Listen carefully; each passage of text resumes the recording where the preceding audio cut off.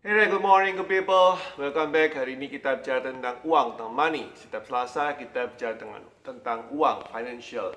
Nah, kali ini saya ingin ambil sebuah topik yang cukup menarik dan artinya cukup menarik dalam kondisi krisis ya, yaitu pertanyaan klasik seputar harta, uang, dan aset ketika dalam kondisi krisis.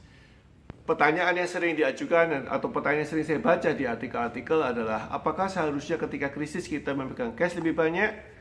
Apakah seharusnya kita membeli aset? Kalau iya, aset yang mana? Apakah kita harus mempertahankan harta kita ataukah kita harus menjual harta? Apa iki bedanya aset dan harta? Terutama ya kalau uang semua orang paham, aset dan harta itu piye membedakannya dan bagaimana pola pikir yang benar yang sesuai dengan kondisi krisis. Ini adalah sebuah pendapat beberapa ahli yang saya gabungkan dan menurut saya ini cukup relevan dan saya pakai sendiri untuk saya. Jadi kita mempunyai konsep yang kita bernamai diamond ya, diamond concept. Tapi apa itu diamond concept? Kita bahas yang setelah satu ini.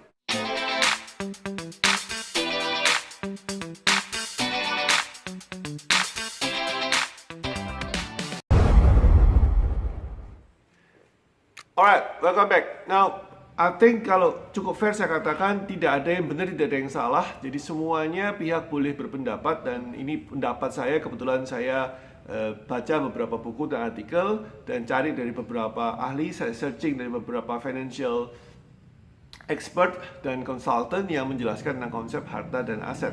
Dan kemudian saya cari dari beberapa pebisnis yang memiliki konsep yang menurut saya cukup masuk akal dan saya combine menjadi yang saya bilang namanya diamond concept. Ya, tapi sebelum ke diamond concept saya akan jelaskan dulu ya. Jadi teman-teman bagi yang sudah pernah lihat vlog saya sebelumnya, saya pernah menjelaskan tentang aset. Tapi saya ulang lagi karena ini cukup krusial dan cukup signifikan. Apa tuh aset? Aset adalah semua yang menghasilkan uang. Semua yang menghasilkan uang secara konsisten dan rutin dan memiliki nilai intrinsik yang berkembang. Contoh adalah bisnis. Ya, bisnis itu menghasilkan profit. Ya, stok menghasilkan dividen. Kemudian kita punya franchise menghasilkan royalti, ya. Kemudian properti, ya, untuk anak kos, Anda punya kos-kosan, untuk apartemen, ya, untuk pekerja-pekerja asing, Anda sewakan apartemen, rumah, kontrakan yang memberikan hasil atau dividen atau royalti apapun namanya secara konsisten. Itu namanya aset dan sekaligus memiliki nilai tambah yaitu nilai intrinsik yang semakin lama semakin tinggi. Artinya ketika Anda mempunyai aset bisnis itu semakin lama semakin kuat. Kemudian Anda kalau mau jual, beda antara hari ini dan tahun depan, nilainya seharusnya lebih mahal tahun depan. Itu aset, ya. Harta itu apa? Harta adalah segala sesuatu yang tidak memiliki dividen, memberikan royalti, memberikan imbal hasil, memberikan profit. Semua bentuk harta adalah yang tidak memberikan itu.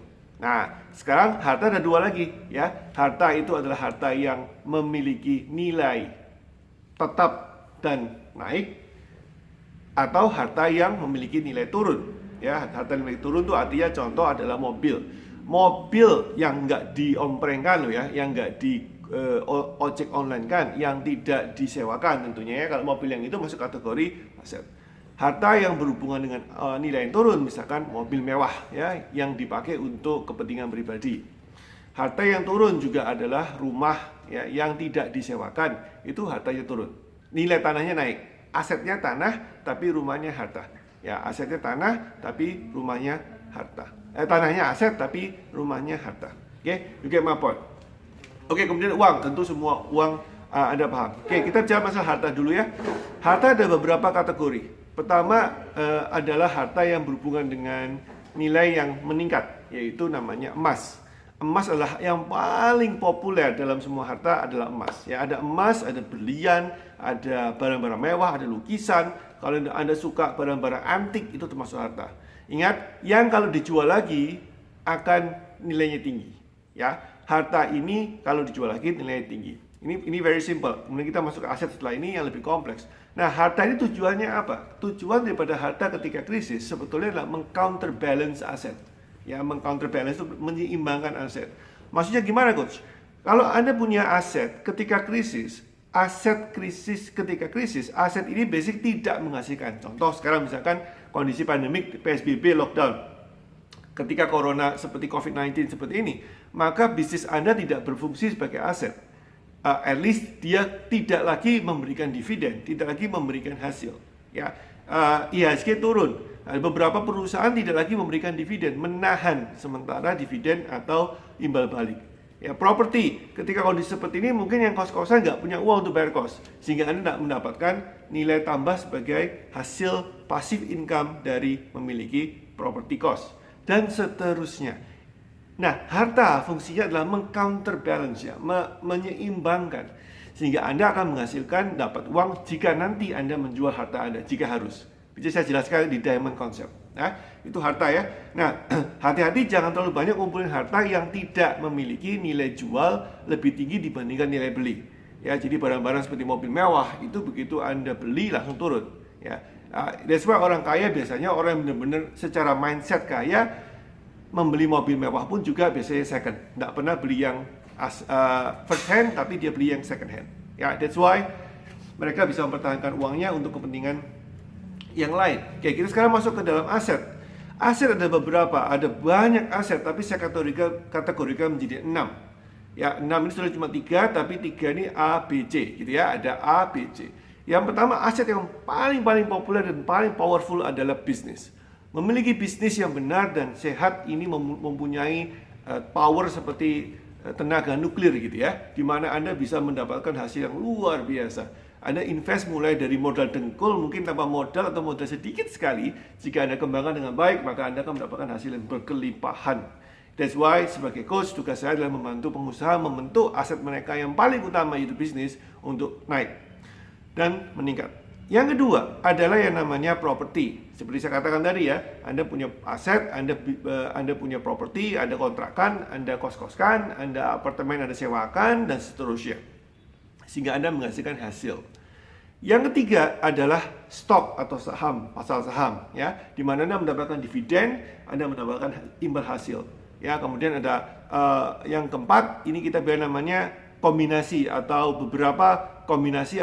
Misalkan contoh real estate investment trust, itu adalah kombinasi antara saham dan properti. Artinya apa? Kalau properti Anda tidak mampu membeli satu unit properti personal, maka real estate investment trust ini adalah saham yang dibagi-bagi. Jadi ini adalah community, atau Anda membeli bagian kecil dari properti di A, apartemen di B, mall di C, tapi Anda bentuk dalam bentuk surat atau dalam bentuk bagian share, ya, saham. Sayangnya real estate investment trust ini tidak terlalu populer. Tidak terlalu populer karena di Indonesia saya nggak tahu kenapa bisik, tapi saya cari tidak ketemu, ya. Saya ketemu satu saja dan itu pun juga nggak terlalu populer, nggak terlalu banyak orang tahu. Saya memberanikan diri untuk membeli saham itu. But basically di luar negeri ini sangat populer. Kemudian yang kelima adalah yang kita namakan adalah private equity fund, ya. Private equity fund ini adalah sebuah konsep di mana pengusaha yang mengumpulkan uang dari masyarakat, kemudian dia membeli perusahaan yang kurang bagus, merenovasi perusahaan itu dan menjual lagi, kemudian hasilnya selisihnya antara beli dan jual dibagi ke yang invest, ya. Jadi ini money-nya di pool, ya, private equity fund, jadi personal, tapi ini high risk, ya. Dan di Indonesia tidak terlalu populer. And yang keenam, yang terakhir adalah bond, ya. Bond ini adalah yang paling jarang orang diskusikan, tapi menurut saya ini cukup baik. Ini alternatif ketika krisis, ya. Jadi seperti sekarang, setahu saya Sri Mulyani, menteri kita, mengeluarkan surat utang negara, ya. Bond adalah surat utang negara. Kalau nggak salah RI 0470, mungkin saya salah, tolong dikoreksi. RI 0470 itu yieldnya 4,5% setahun, menghasilkan bunga, maturity-nya 50 tahun, ya, setengah abad Anda tahan. Nah, bond ini biasanya naik pamor ketika pasar saham lagi jatuh. Ya, kenapa? Karena orang tidak percaya dengan saham, mereka percaya kepada pemerintah. Bond hanya bisa berharga kalau pemerintah kita kuat dan negara kita anggap bisa bertahan lama. Ya, kalau Anda beli bond dengan negara yang seperti perang-perang, ya tentu Anda keliru. Anyway, itu semua yang menghasilkan yield, profit, bagi hasil, sharing, dan seterusnya. Ya, kemudian terakhir tentunya plus franchise, tapi itu masuk kategori bisnis. Jadi sebetulnya ada 6 kategori yang saya sharingkan hari ini. Nah, sekarang kita masuk ke diamond concept. Apa artinya diamond concept, Coach? Kembali ke pertanyaan awal, apakah saya mesti mempertahankan aset? Apakah saya mesti menjual harta saya? Apakah lebih banyak uang lebih baik? At the end of the day, semua bisnis, semua kondisi keuangan itu kembali ke yang namanya uang. Jadi Anda mulai dengan yang namanya uang, kemudian Anda kembali ke namanya uang. So ini namanya diamond concept. Jadi ada uang di atas, Anda belanjakan untuk aset, Anda belanjakan untuk membeli harta, kemudian at the end Anda bisa menghasilkan uang lagi. Ya, jadi kaki kiri itu adalah aset, kaki kanan adalah harta. Again, harta dan aset ini menyeimbangkan. Ya, asetnya ketika krisis jatuh, hartanya emas sekarang lagi populer naik. Nah, pertanyaannya adalah apakah sekarang saatnya Anda membeli emas? Buat saya kebalik, ya. So here's the concept. Perhatikan pelan-pelan. Saya akan bicarakan pelan-pelan. Ketika krisis, Anda tidak memiliki uang, maka uang yang dihasilkan dari aset juga kering. Satu-satunya cadangan Anda adalah Anda menguangkan harta Anda, alias Anda menjual. Jadi kondisi seperti ini, emas lagi naik. Jika Anda punya emas dan tidak punya uang, jangan jual aset Anda jual harta Anda. Saya ulangi lagi. Ketika dalam kondisi krisis, Anda pegang duit, yes. Tapi kondisinya ketika Anda tidak punya uang, what should you do? Anda tidak meliquidkan aset Anda meliquidkan emas Anda, harta Anda, apapun juga Anda bisa jual.